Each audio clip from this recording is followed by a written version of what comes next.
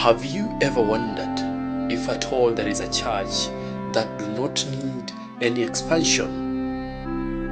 And if they do, they may never or not call a politician to go do a fundraiser or do what they do best, politics. Dive with me into this story as we look at one of the most amazing churches in Kenya.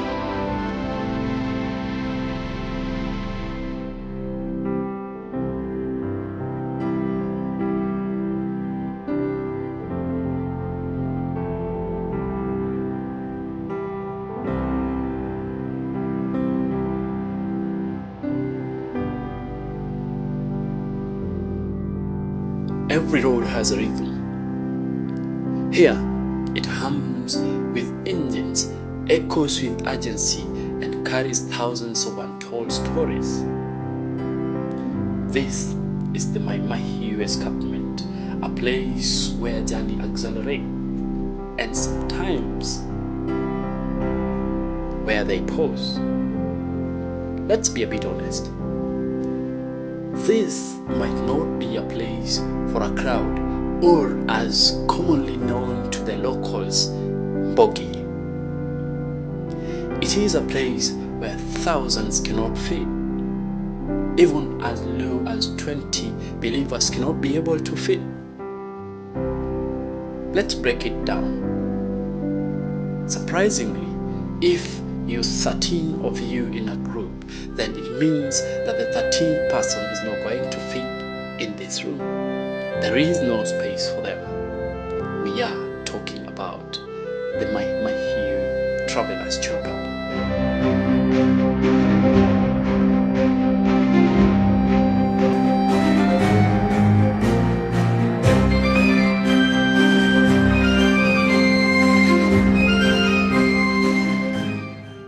This chapel was constructed in the early 1940s by the Italian prisoners of war during the building of the road between Nairobi and Naivasha.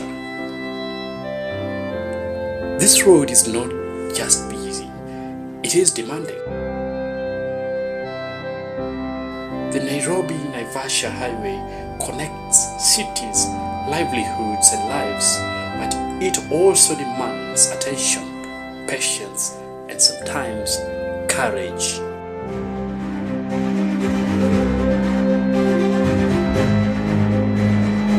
It is here that every turn matters, especially for the truck drivers. The Travellers Chapel was built by the prisoners as a place of worship and reflection amid the harsh condition during the construction at this escarpment.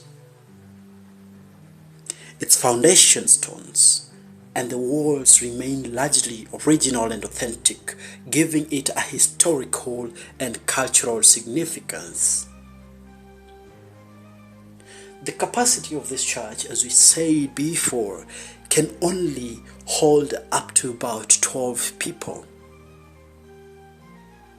Its circular shape and single ring of pews symbolize unity and equality before God. This is where both local and tourists from afar often visit.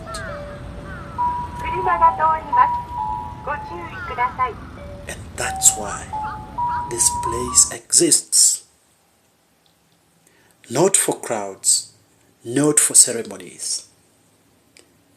Weddings are not done here, not because this is a policy, not because the Travellers Chapel demands so, but because it is not practical to be done here. Because of the massive weddings that are held in Kenya.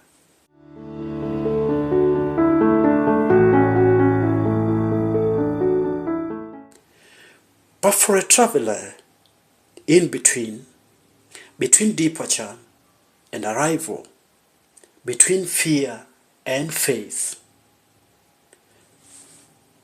it is a place that connects with the soul. For some, it is a tradition, for others, instinct. But for many, it is necessary. Step aside, and the world changes. The noise fades, the rush slows, and suddenly you're left alone with your thoughts. It doesn't ask you who you are. It doesn't ask where you're from. It doesn't even ask what you believe. It simply gives you something rare: stillness.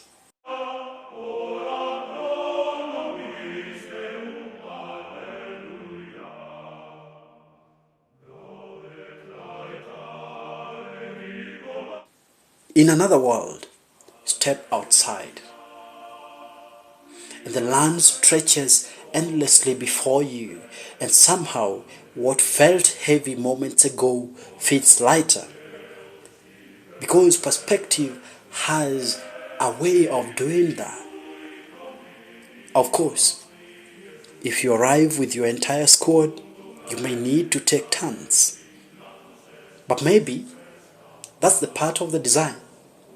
This isn't a place for crowds. It is a place for you.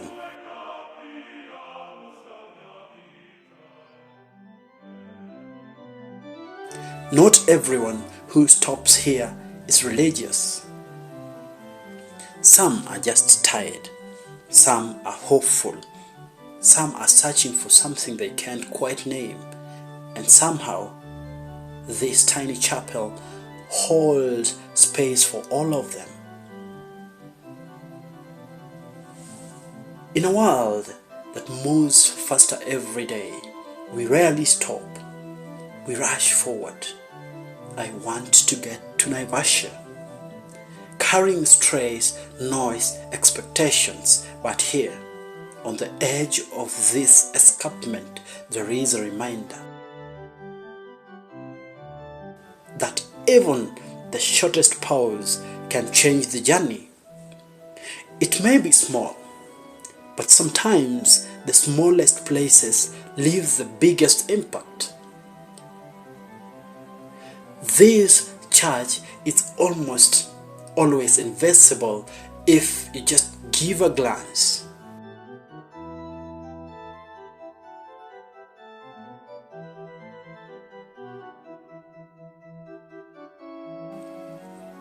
I think if there is a consistent believer here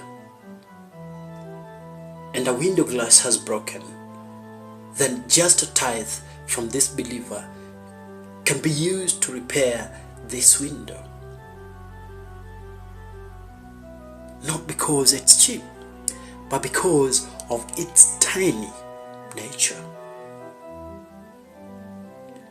It's because of its simplicity.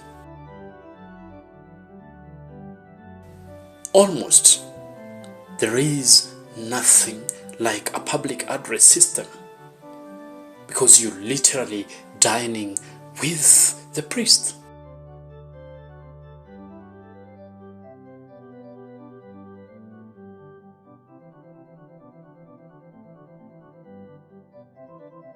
While you're driving along this road, you may not be able to notice this amazing place. But then, for those who've been consistently using this road, knows that it exists.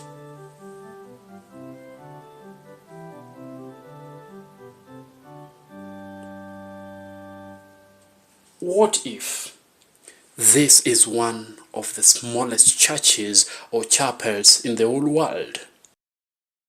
The whole of Africa, it comes second after one in Uganda, and probably among the top 5 smallest chapels in the entire world. Before we conclude, please subscribe, like and share so that next time when you're using this road, you do not get to pass this amazing place without noticing it. Next time when you pass through the Mai Mahiu escarpment, please don't just drive. Don't just drive by. Pause, get to learn. See you in the next episode as we bring you some of the amazing places that can be found.